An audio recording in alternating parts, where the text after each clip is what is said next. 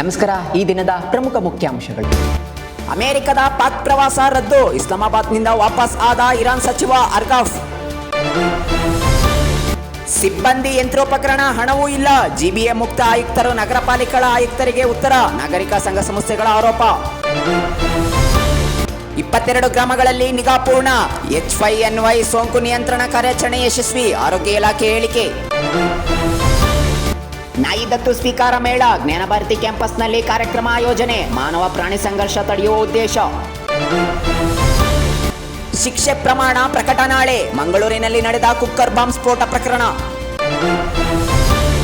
ಪ್ರತಿಭಟನಾಕಾರರು ಪೊಲೀಸರ ನಡುವೆ ಘರ್ಷಣೆ, ಮಣಿಪುರ ಮುಖ್ಯಮಂತ್ರಿ ನಿವಾಸದ ಕಡೆಗೆ ಹೊರಟಿದ್ದ ಮೆರವಣಿಗೆ.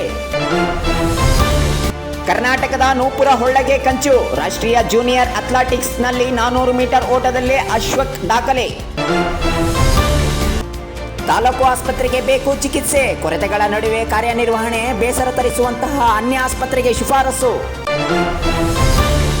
ಅನರ್ಹತೆ ಕೋರಿ ಸಭಾಪತಿಗೆ ಪತ್ರ, ಸಂಸದರ ಪಕ್ಷಾಂತರ ಸಂವಿಧಾನ ಬಾಹಿರ, ಎಎಪಿಯ ನಾಯಕ ಸಂಜಯ್ ಸಿಂಗ್ ಹೇಳಿಕೆ. B28 ತಯಾರಿಕಾ ಕೇಂದ್ರಕ್ಕೆ ಚಾಲನೆ, ಶೀಘ್ರದಲ್ಲೇ ಬೆಂಗಳೂರು ಮುಂಬೈ ನಡುವೆ ಸೂಪರ್ ಫಾಸ್ಟ್ ರೈಲು, ಕೇಂದ್ರ ರೈಲ್ವೆ ಸಚಿವ ಅಶ್ವಿನ್ ವೈಭವ್ ಉದ್ಘಾಟನೆ.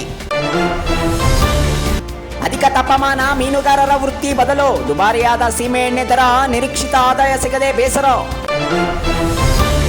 ಒಳ ಮೀಸಲಾತಿ ಕುರಿತು ಭಿನ್ನಾಭಿಪ್ರಾಯಕ್ಕಿಲ್ಲ ಜಾಗ, ಕುಟುಂಬದಲ್ಲೇ ಒಡಕು ಬೇಡ, ಪರಿಶಿಷ್ಟ ಸಮುದಾಯಕ್ಕೆ ಸಚಿವ ಮುನಿಯಪ್ಪ ಮನವಿ. ಡಾಕ್ಟರ್ ರಾಜ್ ಅಭಿಮಾನಿಗಳಿಂದ ಮುತ್ತಿಗೆ, ಸಮಾಧಿ ಸ್ಥಳಕ್ಕೆ ಜಾಗ ನೀಡಿದ್ದಕ್ಕೆ ಆಕ್ಷೇಪ, ಆಕ್ರೋಶದ ಬಳಿಕ ಕ್ಷಮೆಯಾಚಿಸಿದ ನಟ ಚೇತನ್.